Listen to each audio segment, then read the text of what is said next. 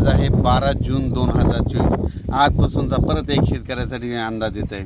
सर्व शेतकऱ्याला सांगू इच्छितो की राज्यामध्ये आता म्हणजे 12 जून, 13 जून आणि 14 जून दरम्यान आणि 15 जून दरम्यान दररोज भाग बदलत पाऊस पडणार आहे, म्हणून हा अंदाज लक्षात येत आहे. सर्व शेतकऱ्याला सांगू इच्छितो ज्यांच्या शेतामध्ये एकच ओल असले तर तुम्ही पेरणी करायला हरकत नाही.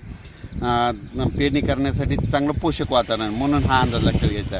आणि परत एक शेतकऱ्याला सांगतो की म्हणजे आता सध्या खंड वगैरे काही नाही, उगं घाबरू नका. काय होणार आहे, राज्यात पाऊस पडणार आहे. 22 जूनपर्यंत पाऊस पडणार आहे. आज या तालुक्यात पडणार आहे, उद्या दुसऱ्या तालुक्यात पडणार आहे, म्हणून हा अंदाज लक्षात घ्यायचा. सर्व शेतकऱ्याला सांगितलं की राज्यामध्ये फक्त 15, 16 आणि 17 जून दरम्यान थोडी उघाड राहणार आहे, पण विदर्भात मात्र पाऊस पडणार आहे, म्हणून हा अंदाज लक्षात घ्यायचा. एकंदरीत राज्यात परिस्थिती बघितली तर राज्यामध्ये पश्चिम महाराष्ट्र,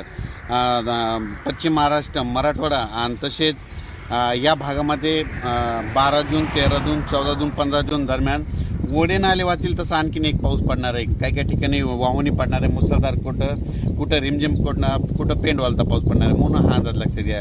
विदर्भातल्या सर्व शेतकऱ्यांसाठी आनंदाची बातमी. विदर्भामध्ये आज म्हणजे 12 जूनपासून आज विदर्भामध्ये बऱ्याच ठिकाणी पावसाला सुरुवात होणार आहे आणि त्याच्यानंतर विदर्भामध्ये देखील पाऊस वाढत जाणार आहे आणि विदर्भाची शेतकऱ्याची पेरणी देखील ह्या 20 तारखेपर्यंत सुरू होणार आहे, म्हणून ही विदर्भात शेतकऱ्याची आनंदाची बातमी.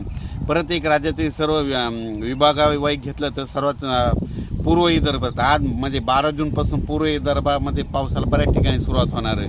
त्याच्यानंतर पश्चिम विदर्भात देखील 12 जून ते 22 जून दरम्यान दररोज भाग बदलत पाऊस पडणार आहे, म्हणून हा अंदाज लक्षात घ्यायचा.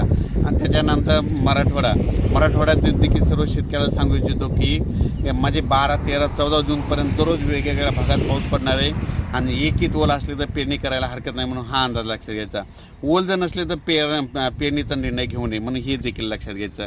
त्याच्यानंतर सांगायचं झालं तर सोलापूर, सातारा, सांगली, नगर, नाशिक, धुळे, जळगाव, त्याच्यात बुलढाणा, जालना, परभणी, अमरावती, अकोला, हिंगोली, वाशिम, नांदेड, लातूर, बीड या भागात देखील ह्या 3-4 दिवसामध्ये चांगला पाऊस पडणार आहे, म्हणून हा अंदाज लक्षात घ्यायचा. पण सोलापूर जिल्हा, धाराशिव जिल्हा, लातूर जिल्हा, बीड जिल्हा आणि सांगली जिल्हा म्हणजे आता ह्या 3 दिवसात मात्र आणखीन जोरदार पाऊस पडणार आहे. म्हणजे तिकडं ओढे नाले वाचतील, छोटे तरी असेल तर ते देखील भरणार आहेत, म्हणून हा अंदाज लक्षात घ्यायचा. अचानक